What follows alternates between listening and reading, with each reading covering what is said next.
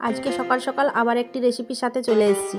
তো আজকে রেসিপিতে আমি শেয়ার করব বেতোয়া শাকের রেসিপি। বন্ধুরা, আজকে একদম বাজার থেকে টাটকা টাটকা বেতোয়া শাক নিয়ে এসেছিলো। তো এটা দিয়ে আজকে ভাবলাম রেসিপিটা না করে আপনাদের সাথে শেয়ার করি। তো বন্ধুরা, আজকে আপনারা সকলে কেমন আছেন? আশা করছি অনেক অনেক ভালো আছেন। আর আমার রেসিপিতে আপনাদের অনেক অনেক স্বাগত জানাই আজকের রেসিপির জন্য। তো বন্ধুরা, আপনারা এটা দেখতে থাকুন, এই রেসিপিটা অনেকটাই সুন্দর লাগবে আপনাদেরকে। আর বন্ধুরা, আপনারা অবশ্যই পুরো ভিডিওটি দেখবেন, পুরো ভিডিওটি না দেখলে বুঝতে পারবেন না আজকে বেতোয়া শাকের রেসিপিটা কিভাবে আপনাদের সাথে শেয়ার করলাম। তো এখানে 2 মুঠো বেতোয়া শাক নিয়েছি এখানে আমি, খুব ভালোভাবে একদম পরিষ্কার টাটকা বেতোয়া শাক। এটা কিন্তু সুন্দর একটা শাক, একটা খেতে খুবই ভালো লাগে। তো বন্ধুরা, এখন ছোট ছোট টুকরো করে খুব ভালোভাবে কেটে নিয়েছি। তো কাটা হয়ে গেছে আমার এখানে। এখন জল দিয়ে খুব ভালোভাবে পরিষ্কার করে ধুয়ে দিচ্ছি। আর বন্ধুরা, এটার মধ্যে কিন্তু খুবই, শাকের মধ্যে একটা ভিটামিন থাকে, আর এটা খাওয়াও কিন্তু খুবই ভালো, আর স্বাস্থ্যকরের জন্যও খুবই ভালো। এই শাকটা খেতে কিন্তু খুবই দারুণ লাগে। তো এখানে ধুয়ে নিলাম পরিষ্কার করে খুব ভালো করে। এখন জলটা নিংড়ে খুব ভালো করে একটা প্লেটের মধ্যে তুলে নিয়েছি। বেতোয়া শাকের সাথে নিয়েছি এখানে পাতলা পাতলা আলু কেটে নিয়েছি। তো মিডিয়াম সাইজের 4টা আলু নিয়েছি এখানে আমি। তো যেভাবে আলু ভাজা কাটা হয় সেভাবে করে নিয়ে একটু চেওড়া চেওড়া করে নিয়ে কেটে নিয়েছি। তো এগুলো সাইডে রেখে নিয়ে এখন গ্যাসের দিকে চলে এলাম। কড়াইয়ের মধ্যে দিয়ে দিচ্ছি আলু কেটে রাখা, আর সাথে দিয়ে দিচ্ছি উপর থেকে শাকটা। তো শাকটা এখন দিয়ে নিয়ে এখন খুব ভালোভাবে দেওয়া হয়ে গেছে। আর সাথে দিচ্ছি মুসুর ডাল। তো 2 থেকে 3 বার মুসুর ডালটাকে খুব ভালোভাবে ধুয়ে নিয়েছি। ধুয়ে নিয়ে শাকের উপরে এভাবে করে নিয়ে দিয়ে দিলাম।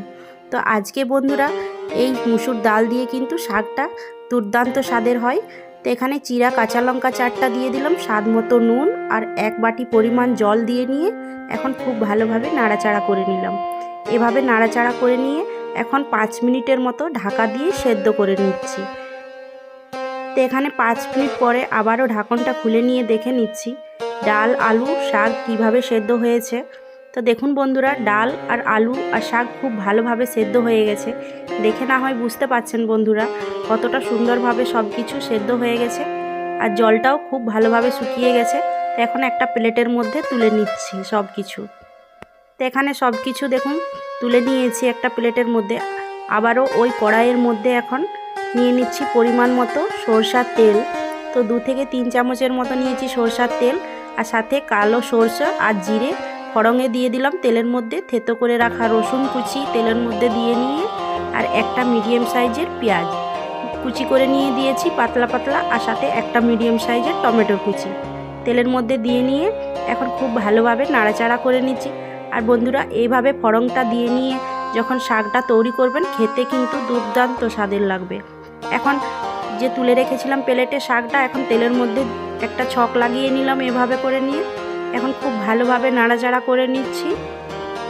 তো দেখুন বন্ধুরা, রেসিপিটি কিন্তু আমার তৈরি হয়ে এসছে, অনেকটা সুন্দর এবং কি লোভনীয় দেখাচ্ছে। এখন দিয়ে দিচ্ছি 1/2 চামচের মতো গরম মশলা পাউডার উপর থেকে, আর সাথে দিয়ে দিচ্ছি 1/2 চামচের মতো চিনি। তো চিনিটা ফ্লেভারের জন্য দিচ্ছি, শাকের মধ্যে অল্প একটু চিনি দিলে খেতে একটু বেশি ভালো লাগে। এখন দেখুন খুব সুন্দরভাবে মুসুর ডাল দিয়ে বেতোয়া শাকের রেসিপি আমার তৈরি হয়ে গেছে। এখন একটা প্লেটের মধ্যে সার্ভ করে নিচ্ছি দেখুন। তো বন্ধুরা, আজকের এইরকম বেতোয়া শাক আর মুসুর ডাল দিয়ে রেসিপিটা আপনাদের কতটা ভালো লেগেছে অবশ্যই যদি ভালো লেগে থাকে লাইক করে নিয়ে বন্ধুদের সাথে শেয়ার করবেন, আর আমার পাশেই থাকবেন বন্ধুরা। পরবর্তীকালে আবার একটি রেসিপির সাথে আপনাদের কাছে হাজির হয়ে যাব। আপনারা সকলে ভালো থাকুন, সুস্থ থাকুন, সবাইকে ভালো রাখুন, আর বন্ধুদের সঙ্গে অবশ্যই আমার ভিডিও শেয়ার করবেন। আবার দেখা হবে নতুন কোনো রেসিপির সাথে। টাটা।